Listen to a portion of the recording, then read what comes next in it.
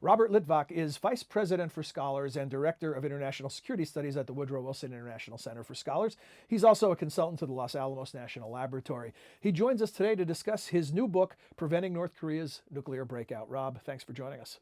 Thank you, Always John. a pleasure. Let me ask you about this, the current capacity of North Korea, and what is this expected breakout that they are on the verge of? Well, we're on the cusp of a major development. North Korea is on the verge of a nuclear breakout. And that breakout is quantitative as they ramp up their number of warheads, and it's qualitative as they master the technology of miniaturization of warheads and wetting them with long-range ballistic missiles. Within several years, North Korea could threaten a nuclear strike on the U.S. homeland. That would be a game changer. And we're at a point where unless we act through decisive diplomacy to constrain North Korea's capabilities, they will reach this breakout point. Now, once again, in the book, you've done an amazing job of explaining all of the aspects of this really dense issue. One of the things you talk about is the North Korean perspective. Look, delve into their domestic situation. How does North Korea see the utility of being a nuclear power? It's changed over time. I mean, there's been a duality in the program. They've viewed it as a deterrent from external attack, of an external attack, but also as a bargaining chip to kind of leverage aid from Japan, the United States, the international community.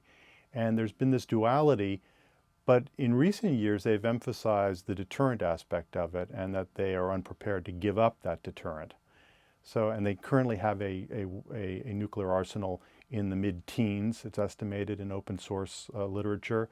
And the breakout that I alluded to is that they are on the cusp of ramping up.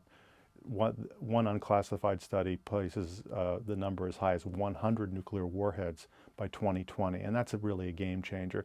So the near-term objective should be to freeze the program. Mm-hmm. A full rollback of the program is not an attainable objective, but we should focus what I call in this study coercive engagement to freeze the program.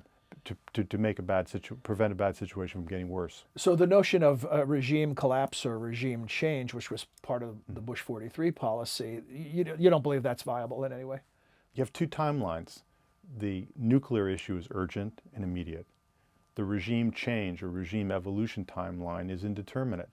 We can't allow this indeterminate process to play out while North Korea moves towards acquiring a nuclear arsenal of the magnitude that I indicated.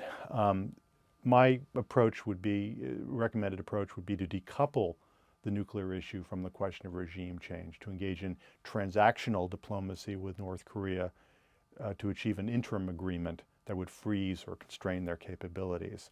The North Koreans would claim that their narrative would be that the United States has recognized their nuclear deterrent. The American narrative would be, no, this is an interim agreement towards the long-term goal of denuclearization. Mm-hmm. This is one step toward that.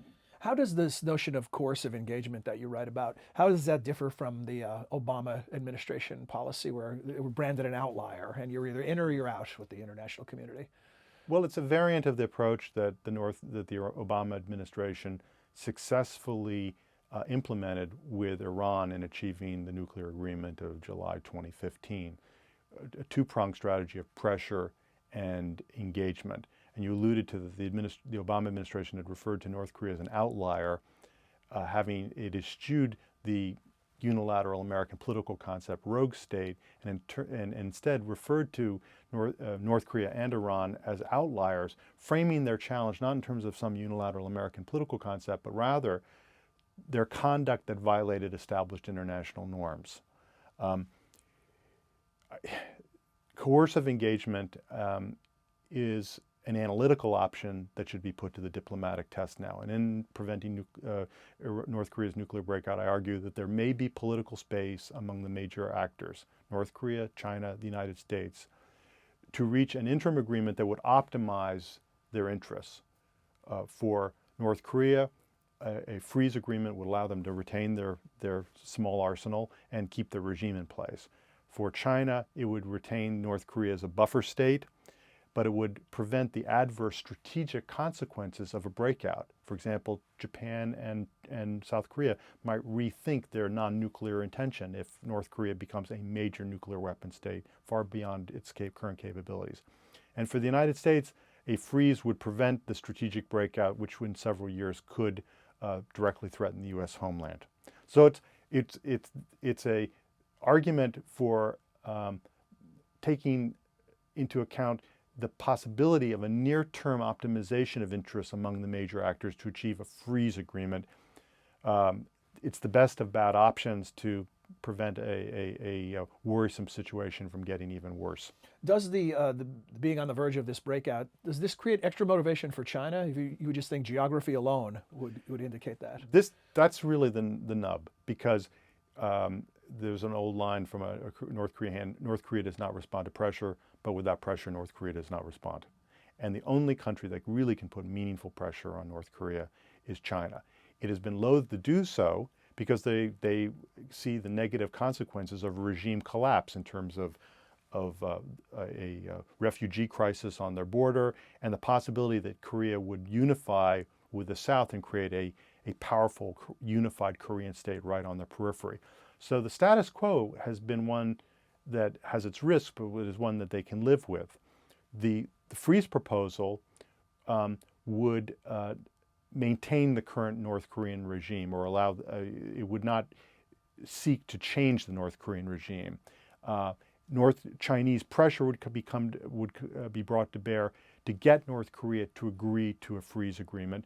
North Korea has an interest in, it wants to retain its nuclear capability at its current level, but there's no strategic imperative for it to have an arsenal as large as it is currently projected to acquire. And in the freeze scenario, Rob, you write in the book, you quote one of your colleagues at Los Alamos about 3 no's. There are 3 areas you're looking for a freeze. Right. Could you explain what those are, please? Well, it would be no testing.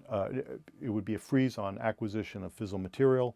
It would be a freeze on nuclear testing. It would be a freeze on transfer of nuclear materials to any Which is a big third one party. Yes, yeah. because North Korea, which is, as one expert put it, would sell anything to anyone, is a country of concern with respect to transferring nuclear components or technology to a non-state actor, i.e. a terrorist group. I haven't asked you about it yet, but you do write about the military option for those who would take a totally hard line, a hawkish hard line.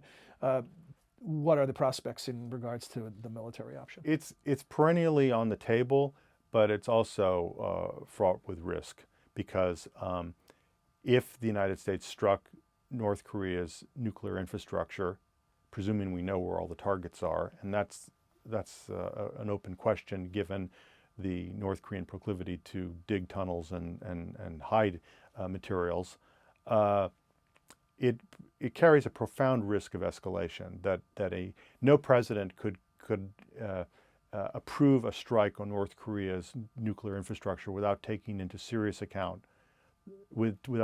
the serious possibility that it would escalate into a general war on the Korean Peninsula. That's a non-trivial risk. Well, Rob, your work in this area continues to be essential reading for anyone who really cares about these issues. And the good news is you can read the book online in the digital format free of charge. It's on the Wilson Center website. Rob, thanks very much for joining us. Thank you, John. Always a pleasure. Yeah, thank you.